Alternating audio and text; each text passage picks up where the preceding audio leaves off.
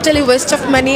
Really very much disappointed. পুরোই hot, হ্যাঁ অনুভূতি গুড, এটা ভালো লাগছে কিন্তু কোনো পারফর্ম করে না। সাকি সাকি দিলবার দিলবার গানে নাচের জন্যই বলিউডে খ্যাতি পেয়েছেন যে নোরা ফাতেহি, বাংলাদেশে এসে মঞ্চে সেই নাচই করেননি তিনি।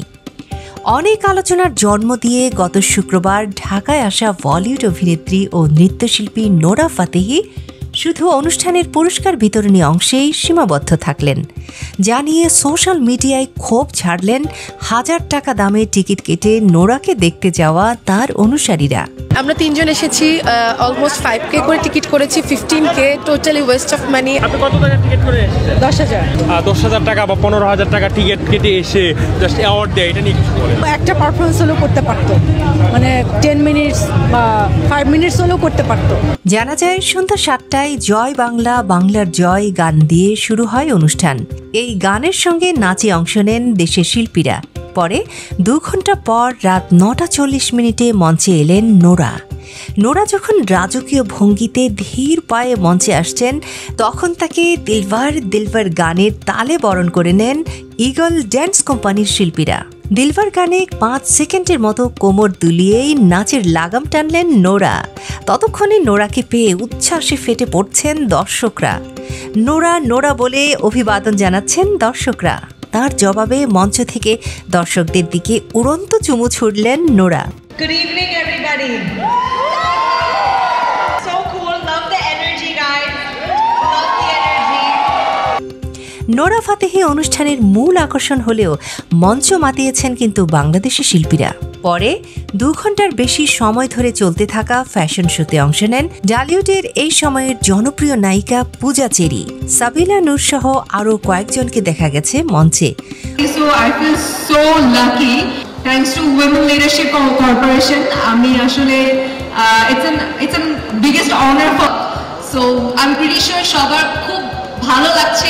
রাজধানীর ইন্টারন্যাশনাল কনভেনশন সিটি বসুন্ধরায় উইমেন লিডারশিপ কর্পোরেশনের আয়োজনে উইমেন এম্পাওয়ারমেন্ট ইন বাংলাদেশ শীর্ষক আয়োজনে অংশ নিয়ে এমন অভিজ্ঞতার মুখে পড়েছিলেন ঢাকার দর্শকরা। আয়োজকরা বলেছিলেন এতে 40 মিনিটের পরিবেশনায় অংশ নেবেন নোরা। সেই আয়োজনের টিকিট 15,000, 10,000 ও 5,000 টাকায় বিক্রি করেছেন তারা। হ্যাঁ অবশ্যই মন খারাপ, কোনো পারফরমেন্স দেখতে পারলাম না ওনার। কত টাকা খরচ করে আসছেন আপনি?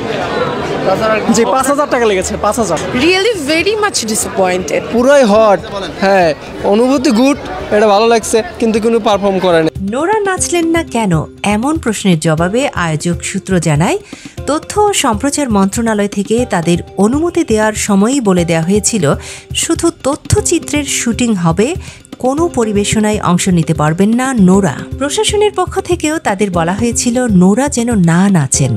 জানা যায় ডলার সংকটের কারণ দেখিয়ে সংস্কৃতি মন্ত্রণালয় 2 বার তার ঢাকায় আসার অনুমতি আটকে দেয়।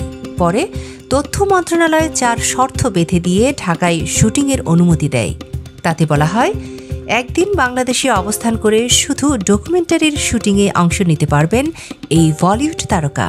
এর বাইরে আর কোনো কাজ বা অনুষ্ঠানে অংশ নিতে পারবেন না। নোরার পিছনে যাবতীয় খরচের উপর 30% হারে দেয়া অগ্রিম কর সরকারকে দিতে হবে। তা না হলে প্রামাণ্যচিত্রটি সেন্সর ছাড়পত্র দেওয়ার জন্য বিবেচনায় আনা হবে না বলেও শর্তে উল্লেখ করা হয়। এর মধ্যে গত রোববার এনবিআরের এক চিঠিতে জানায়, তারা নোরা ফাতেহির অনুষ্ঠানের বিষয়ে কিছু জানেন না। আয়োজকরা উৎসে করও পরিশোধ করেননি। বাংলাদেশে এ নিয়ে দ্বিতীয়বার ঢাকায় আসেন নোরা।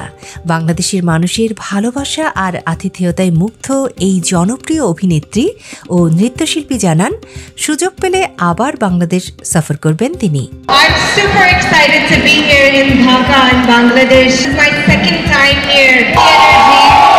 ঢাকায় অবস্থানকালে রাজধানীর লা মেরিডিয়ান হোটেলে অবস্থান করেন তিনি।